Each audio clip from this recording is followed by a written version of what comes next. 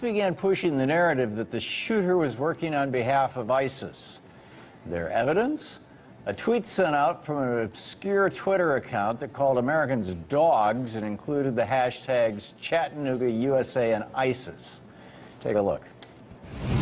We're taking a hard look at a Twitter account, an ISIS-linked Twitter account that seemed to have foreknowledge of the shooting in Chattanooga.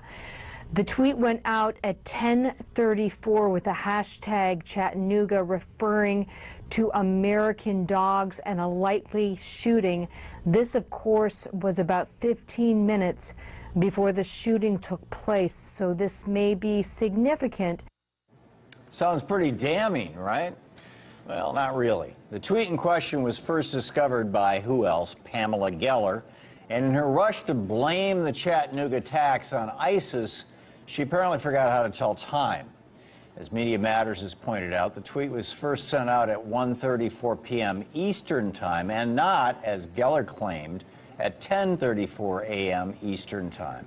What apparently happened is that Geller saw a tweet with a Pacific time zone stamp and confused it for an Eastern time zone stamp. Pacific time is 3 hours behind Eastern time, so that would have made a tweet sent out at 1:34 p.m. Eastern appear to someone looking to jump to conclusions as if it were sent out at 10:34 a.m. Eastern. So in other words, Pamela Geller was wrong. And by proxy, so was Fox so-called news. But that didn't stop Fox from running the story, and it didn't stop Bill O'Reilly from pushing that same ISIS Twitter link many hours later, even though he said he couldn't confirm its accuracy. Check it out. There is one sensational report tonight that I have to mention, even though it is not exactly clear whether it's accurate. Apparently, a tweet from an ISIS-based source announced the terror action before it actually happened. As bad as that was, it really was just par for the course for Fox. That's because Fox isn't actually a news network. It's a propaganda outlet for the billionaires like Rupert Murdoch and the Republican Party they own. It's the culmination of a plan current Fox chairman Roger Ailes hatched when he was working in the Nixon White House in 1970. We know about this plan because of a memo unearthed by investigative reporter John Cook.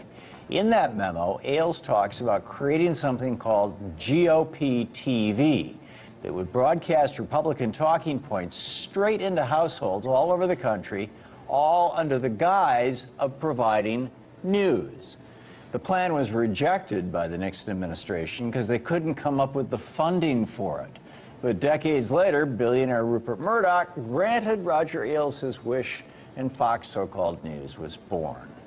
Today, thanks to fact-free propaganda like yesterday's story about an ISIS link to the Chattanooga shooting, as much as 60% of the statements made on Fox are mostly or entirely false.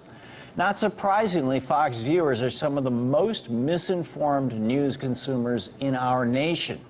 And on domestic issues, they're actually less informed than people who watch no news at all. Yes, people who watch Fox know less about domestic politics than people who don't watch any news at all. So isn't it time for Fox so-called news to drop the word news from their name?